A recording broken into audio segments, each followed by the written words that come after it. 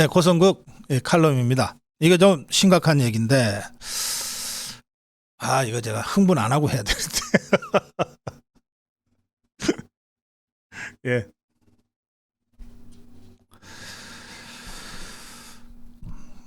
왜 우리는 윤석열 대통령을 지켜야 하는가?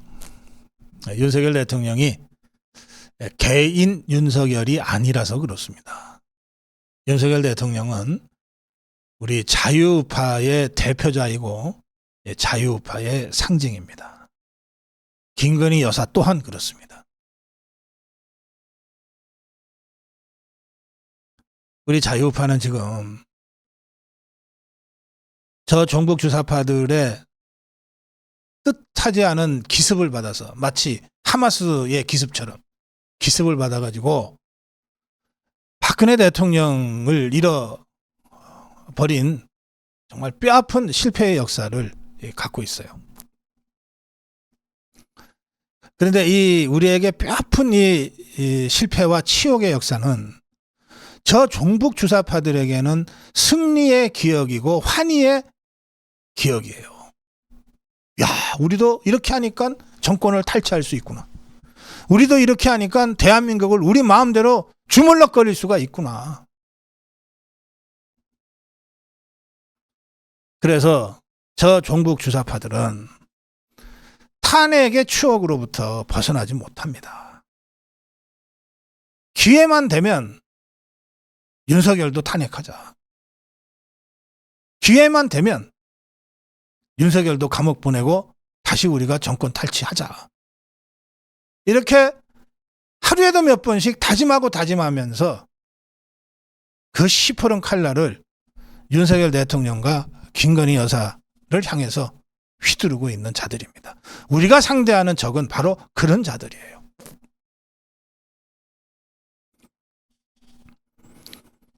이재명이가 어디 개인 이재명입니까? 그자가 성남시장을 할 때부터 깊이 커넥션이 구축됐던 두 세력이 있지 않습니까? 하나는 성남의 조폭들, 또 하나는 성남 지역을 기반으로, 성남 용인 지역을 기반으로 활동했던 경기 동부연합, 이석기 세력, 통진단 세력, 그리고 그들 뒤에 있는 김정은 세력, 시진핑 세력, 이것들이 내세운 꼭두각시 아닙니까? 그러니 우리가 이재명의 공격에 맞서서 윤석열, 김건희 대통령 부부를 지켜야 하는 것은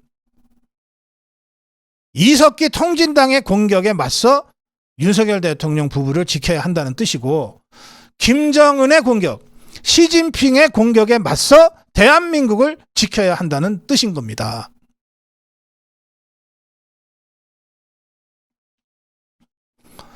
이재명이 지지자들을 개딸이라고들 자기들끼리 부르잖아요. 근데 여러분, 참 이상하죠? 여러분, 개딸들의 얼굴을 제대로 보신 적이 있나요? 있습니까? 이것들이 얼굴을 안 보여요. 우리 자유우파, 태극기, 광화문 애국 세력은 아무리 종북 주사파 문재인 정권의 탄압이 가혹할 때라도 당당하게 우리 얼굴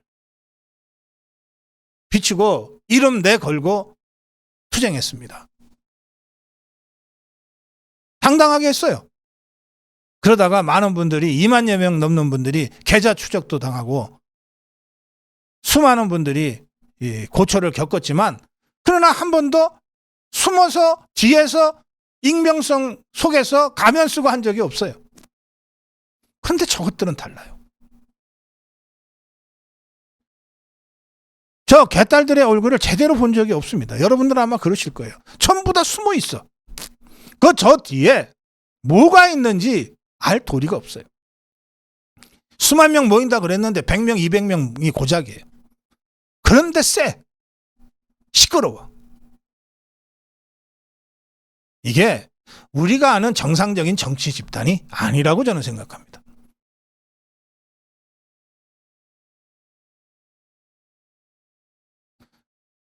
그 세력의 뒤에 뭐가 있는지 아직 우리는 몰라요. 그래서 저는 이렇게 말씀드리는 거예요. 이재명의 뒤에 통진당이 있고 통진당 뒤에 김정은이가 있고 시진핑이가 있다면 개딸들도 그 전체 흐름에 함께하는 얼굴 없는 자들이다. 그 뒤에 누가 있는지 사실은 우리가 확인하기가 어렵다. 그 어둠의 세력들과 우리가 지금 싸우고 있는 것이다. 그 어둠의 세력들의 공격으로부터 윤석열 대통령과 김건희 여사를 보호하고 방어하는 것이 우리 자유파의 1차적인 임무고, 이걸 해야 되는 이유는 그래야 대한민국을 지킬 수 있기 때문이다.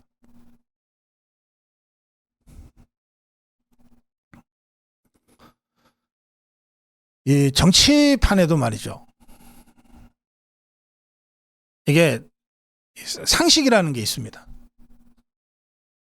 여러분들이 민간 영역에서 회사에서 입사를 해서 그 회사의 사장이 되는 동안에 그래도 한 2, 30년 정도 거쳐야 될 과정이 있듯이, 대학원 석사 과정에서부터 시작해서 유명 대학의 교수가 될 때까지 한 30년, 40년간에 거쳐야 될 과정이 있듯이 정치판에도 그런 게 있어요. 정치판에도. 초선 의원이 어느 날 갑자기 대권 주자가 되고 이러지 않는다고요. 초선 의원이 되는 것도 쉽지가 않지만 초선 의원이 되기 전에 국회 보좌관 경험을 할 수도 있고 도의원이나 이런 지방의회 활동을 할 수도 있고, 또는 각계 어느 분야에선가 두각을 나타내서 영입될 수도 있는데, 이 사람이 영입될 때까지 그러면 그 다른 영역에서는 놀았냐고요. 10년, 20년 뭔가 그 분야에서 최고로 인정받기 위한 각고의 노력이 있었을 것 아닙니까? 그렇게 해서 초선 의원이 되는 거예요. 초선 의원이 대권 주자로까지 가는데 얼마나 많은 그 힘든 과정이 있습니까?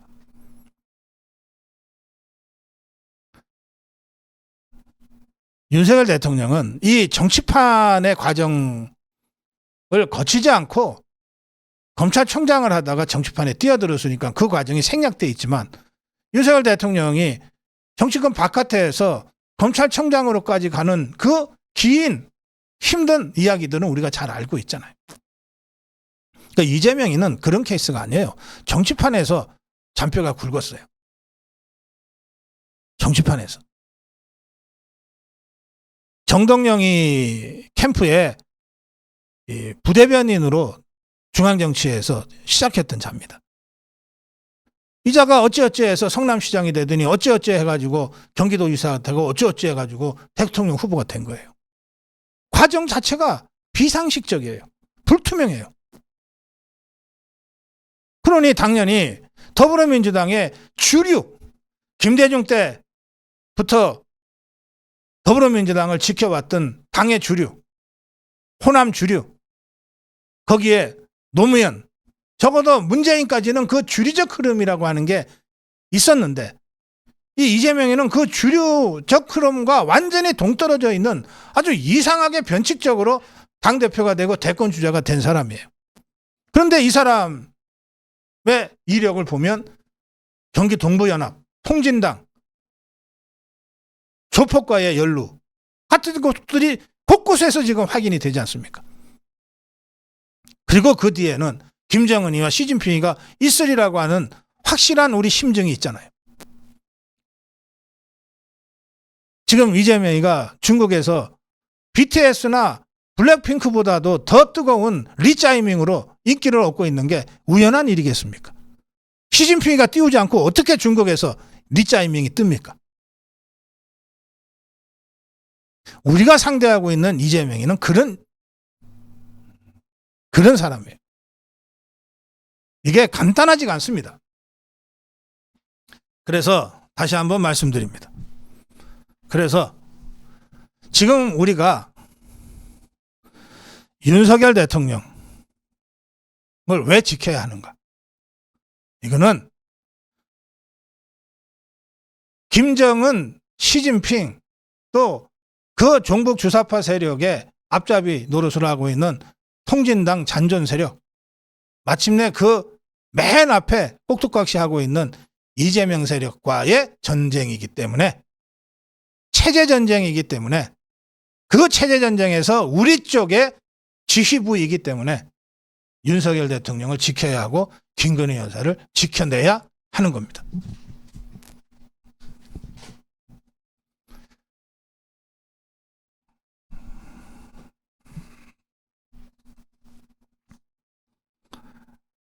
어떻게 하면 지켜낼 수 있는가? 어떻게 하면 총선에서 승리해서 윤석열 대통령을 지켜낼 수 있는가? 네, 오늘 4가지 방안을 제시하는 걸로 제 고성국 TV 고성국 칼럼을 마무리하겠습니다. 첫째,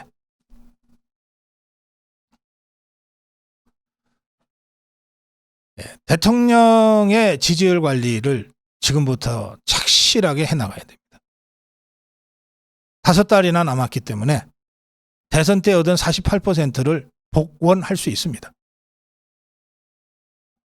1년 반 전에 얻었는데 1년 반 후에 못 얻는다고 지레 포기할 필요 없어요. 지금 35% 평균 기록하고 있는 대통령 지지율을 13% 올리면 됩니다. 이걸 하기 위한 대통령의 노력이 필요합니다. 대통령이 국민과 진짜 마음을 열고 더 자주, 더 깊이 만나야 돼요. 형식은 다양해요.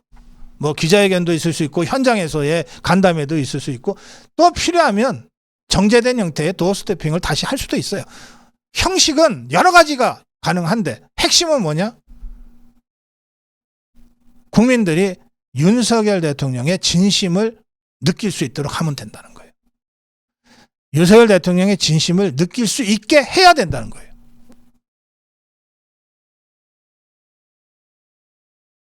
그 진심으로 지금의 대한민국의 어려움을 호소하고, 그 진심으로 이 어려움을 이겨내기 위한 대통령의 노력을 설명하고, 그리고 이 진심으로 국민들에게 도와주십사 하고 호소해야 되는 거예요. 그러면 국민들이 응답할 거다. 이게 첫 번째입니다. 이걸 제대로 기획할 수 있는 대통령실 홍보 기능의 확대 강화가 필요합니다. 그냥 이거 대통령 개인기에 맡길 일이 아니에요. 제발 좀 대통령실 다른 거 안 해도 돼. 이거 하나는 좀 제대로 해주기를 제가 강력하게 촉구합니다. 두 번째는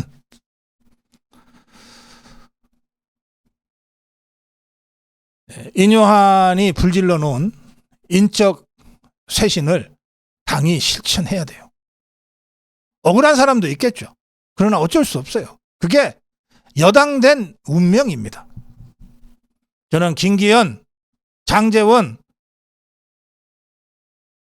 주호영을 비롯한 당 중진, 지도부, 대통령 핵심 측근들의 조건 없는 불출마, 깔끔한 불출마 또는 험지 출마를 강력하게 촉구합니다. 이게 없으면 쇄신은 실패하는 거예요. 쇄신 실패해놓고 총선 승리 어떻게 기대할 수 있습니까?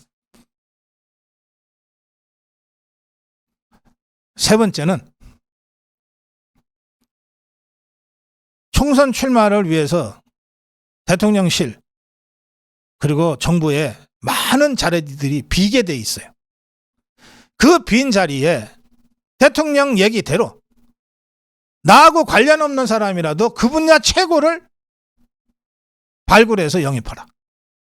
넌 말대로 제대로 된 능력 위주의 대탕평 인사를 보여줘야 됩니다. 대통령과 가까워서 대통령이 편해서 능력도 안 되는데 자격도 안 되는데 임명됐다. 이런 소리가 더 이상 나오지 않도록 해야 됩니다. 이번에는 진짜 대통령이 변했구나. 라고 하는 이야기들이 인사를 보고 국민들 입에서 나오도록 만들어야 됩니다. 인사를 통해서 감동을 줄 수 있어야 돼요. 그다음에 네 번째입니다. 제가 며칠째 논평하고 있습니다만 우리 자유파의 히든 카드를 이제 꺼낼 때가 됐어요. 원희룡, 한동훈. 두 쌍두마차를 이제 전면에 배치할 때가 됐습니다. 두 사람 다 몸풀기를 하고 있는데 타이밍은 잘 잡아야 되겠지만 원희룡, 한동훈, 한동훈, 원희룡 이 두 사람을 어떻게 전략적으로 배치하는가에 따라서 선거판 전체를 우리가 주도할 수 있습니다. 이런 전략적 판단을 정말 여권의 최고의 전략가들이 깊이 숙고하고 전체 그림 4월 10날 총선까지 가는 전체 그림 속에서 좀 잘 디자인하고 배치하길 바랍니다. 이 네 가지 조치가 있어야 우리가 총선에서 승리할 수 있습니다.